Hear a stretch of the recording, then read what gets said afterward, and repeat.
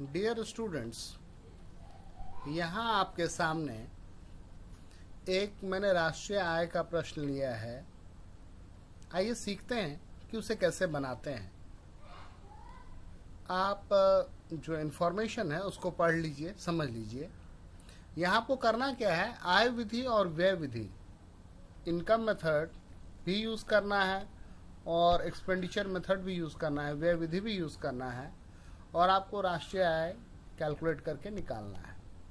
यहाँ पर सरकारी अंतिम उपभोग व्यय 50 दे रखा है, प्रचालन अधिशेष जिसको ऑपरेटिंग सरप्लस कहते हैं वो 300 दे रखा है, stock opening 20, private final consumption expenditure जिसको निजी अंतिम उपभोग व्यय कहते हैं वो 480 दे रखा है, सकल स्थायी पूंजी निर्माण ग्रॉस डोमेस्टिक कैपिटल फॉर्मेशन वो भी दे रखा है, फिक्स कैपिटल फॉर्मेशन, यहाँ क्लोजिंग स्टॉक है, इनडायरेक्ट टैक्स है, नेट इनडायरेक्ट टैक्स, एक्सपोर्ट दे रखा है, नेट एक्सपोर्ट, फिर कर्मचारियों का पारिश्रमिक जिसको कंपनसेशन ऑफ एम्प्लॉय कहते हैं वो दे रखा है, फिर स्थिर पूंजी का उपभोग यानी जिसको डेप्रिसिएशन कहते हैं वो भी आप देख रहे हैं, अमाउंट दे रखा है 20, फिर स्वनियोजितों के मिश्रित आय जिसको mix income of self employed कहते हैं वो भी आपके पास 50 है, और विदेशों से प्राप्त शुद्ध साधन आय NFIA जिसको कहते हैं वो भी आपके पास है गिवन 20।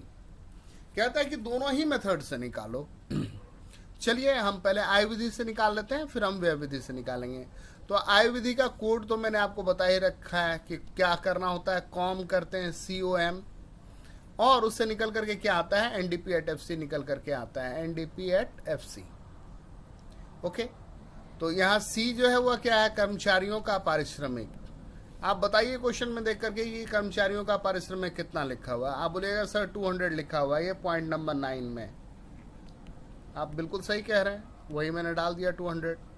फिर O क्या होता है, ऑपरेटिंग सरप्लस। ऑपरेटिंग सरप्लस को हिंदी में क्या कहते हैं, प्रचालन अधिशेष। बताइए प्रचालन अधिशेष कितना दिया हुआ है। आप बोलेगा सर ये पॉइंट नंबर 2 पे देखो 300 अमाउंट लिखा हुआ है। बिल्कुल सही कह रहे हैं, मैंने 300 डाल दिया।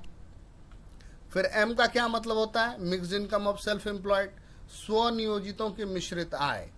तो स्वनियोजितों की मिश्रित आय कितना दे रखा है अमाउंट, तो यहाँ 11 नंबर पॉइंट पे दे रखा है, और वो अमाउंट कितना है 50 का। ओके, तो ये 50 भी, इन सारी चीज़ों को ऐड कर दिया तो कितना आ गया 550, और ये हमारा 550 क्या हो गया, NDP@FC। NDP@FC जिसको कहते हैं net domestic product at factor cost. लेकिन हमें निकालना क्या है, नेशनल इनकम जिसको राष्ट्रीय आय कहते हैं। तो नेशनल इनकम को क्या कहते हैं, NNP@FC। तो net domestic product at factor cost NDP@FC को NNP@FC बनाना है, तो उसमें क्या करेंगे, डोमेस्टिक को नेशनल बनाना पड़ेगा, बाकी सारा कुछ तो सेम रहेगा। और डोमेस्टिक को नेशनल बनाने के लिए क्या करते हैं, NFIA ऐड करते हैं। NFIA क्या होता है, net factor income from abroad, विदेशों से प्राप्त शुद्ध साधन आय। तो विदेशों से प्राप्त शुद्ध साधन आय कितना है 20, वो डाल दिया मैंने यहाँ पर। 550 में 20 अगर ऐड हो गया तो कितना आ गया आंसर, 570 आ गया। तो इस तरीके से हमने राष्ट्रीय आय निकाल लिया, कितना 570। अब व्यय विधि से निकालते हैं। तो व्यय विधि का कोड तो आपको पता ही है। व्यय विधि का कोड क्या है, जिक्स, G+I+C+X। G क्या होता है, गवर्नमेंट फाइनल कंजम्पशन एक्सपेंडिचर, सरकारी अंतिम उपभोग व्यय। अब बताइए सरकारी अंतिम उपभोग व्यय कितना है, बोलेगा सर ये पॉइंट नंबर 1 पे दे रखा है, करेक्ट। अमाउंट कितना है तो 50। चलिए अमाउंट 50 डाल दिया। आई जो है वो क्या होता है, इन्वेस्टमेंट एक्सपेंडिचर। इन्वेस्टमेंट एक्सपेंडिचर में क्या होता है कि जो फिक्स इन्वेस्टमेंट हुआ है, फिक्स कैपिटल फॉर्मेशन हुआ है, और जो स्टॉक में चेंज आया है, तो वो आपको दे रखा है। सकल स्थायी पूंजी निर्माण 5 नंबर पॉइंट आप देख रहे हैं, अमाउंट कितना है 90, तो वो मैंने 90 ले लिया। और उसके बाद मैंने क्या किया है, चेंज इन स्टॉक ले लिया। तो चेंज इन स्टॉक में क्या होता है, जो स्टॉक में परिवर्तन है, स्टॉक में परिवर्तन उसको कैसे निकालते हैं, स्टॉक में परिवर्तन, तो वो क्या होता है, closing minus opening, closing stock minus opening stock. तो ये सारा अमाउंट तो गिवन ही है। क्लोजिंग स्टॉक आपको गिवन है कितना 35, यहाँ देख रहे हैं आप, और ओपनिंग स्टॉक यहाँ गिवन है 20, तो 35 माइनस 20 तो कितना आ गया 15। और सी जो है वो क्या होता है, प्राइवेट फाइनल कंजम्पशन एक्सपेंडिचर, निजी अंतिम उपभोग व्यय। निजी अंतिम उपभोग व्यय भी दे ही रखा है आपको 480, यहाँ पॉइंट नंबर 4 पे देख रहे हैं, ये 480 पड़ा हुआ है अमाउंट। लीजिए मैं थोड़ा सा जूम कर दे रहा हूँ कि अच्छे से आपको दिख जाएगा। 480 तो वो भी लिख दिया मैंने, निजी अंतिम उपभोग व्यय। और एक्स क्या होता है, नेट एक्सपोर्ट। तो नेट एक्सपोर्ट यहाँ पे दे रखा है -5।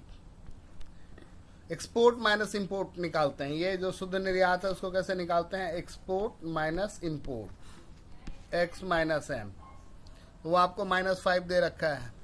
और जब ये सारी चीज़ों को हम कर लेते हैं ऐड, तो क्या निकल करके आता है, जीडीपी एट एमपी। तो हमारा जीडीपी एट एमपी इन सारी चीज़ों को ऐड करके कितना आ गया 630। आप ऐड कर सकते हैं 480 में 50 जुड़ा, फिर 90 जुड़ा, 35 माइनस 20 15 जुड़ा, हाँ, तो इस तरीके से कितना आ गया 630। अब हमने ये क्या निकाला है, GDP at MP. GDP at MP को जो नेशनल इनकम है एनएनपी एट एफसी, उसमें कन्वर्ट करने के लिए क्या होगा, ये पहला वर्ड जो है ये क्या है, ग्रॉस। ग्रॉस को बनाना होगा नेट। तो ग्रॉस को नेट बनाने के लिए डिप्रिसिएशन माइनस करते हैं। ग्रॉस मतलब हुआ सकल, नेट मतलब क्या हुआ, शुद्ध। और सकल में से शुद्ध बनाने के लिए क्या करते हैं, डिप्रिसिएशन या अस्थायी पूंजी का उपभोग घटाते हैं। तो वो डिप्रिसिएशन का अमाउंट 20 दे रखा है। फिर डोमेस्टिक को नेशनल बनाने के लिए क्या करते हैं, एनएफआईए ऐड करते हैं। तो एनएफआईए जो है वो 20 दे रखा है। आप क्वेश्चन में देखिएगा तो आपको 20 दिखेगा। देखिए एनएफआईए यहाँ लिखा है ना, विदेशों से प्राप्त शुद्ध साधन आय, तो वो ले लिया मैंने। और फिर क्या करते हैं, मार्केट प्राइस को फैक्टर कॉस्ट में बदलने के लिए क्या करते हैं, NIT net indirect tax minus कर लेते हैं। बेसिकली फैक्टर कॉस्ट क्या है कि आपके फैक्ट्री के गेट पे चीज़ों की कीमत क्या है, और एमपी क्या है, मार्केट प्राइस, बाजार में क्या मूल्य है। तो जो साधन लागत पर मूल्य है उसमें अगर टैक्स जोड़ देते हैं तो मार्केट प्राइस बनता है। तो यहाँ तो मार्केट प्राइस है, उससे फैक्टर कॉस्ट पे आना है आपको। आप क्या करेंगे, एनआईटी माइनस करेंगे। तो एनआईटी का अमाउंट 60 दिया हुआ है क्वेश्चन में, आप देख लीजिए। ये देखिए एनआईटी का अमाउंट जो है 7 नंबर पॉइंट पे दे रखा है, शुद्ध अप्रत्यक्ष कर 60, तो वो हमने माइनस कर दिया। और इस तरीके से हमारा क्या आ गया, राष्ट्रीय आय 570। कहने का क्या मतलब है, चाहे व्यय विधि हो चाहे आय विधि हो, अगर क्वेश्चन बनाएंगे तो दोनों ही मेथड से आंसर सेम आएगा, बशर्ते आप सारे कैलकुलेशन को बहुत धैर्यपूर्वक समझ करके करें। Thank you.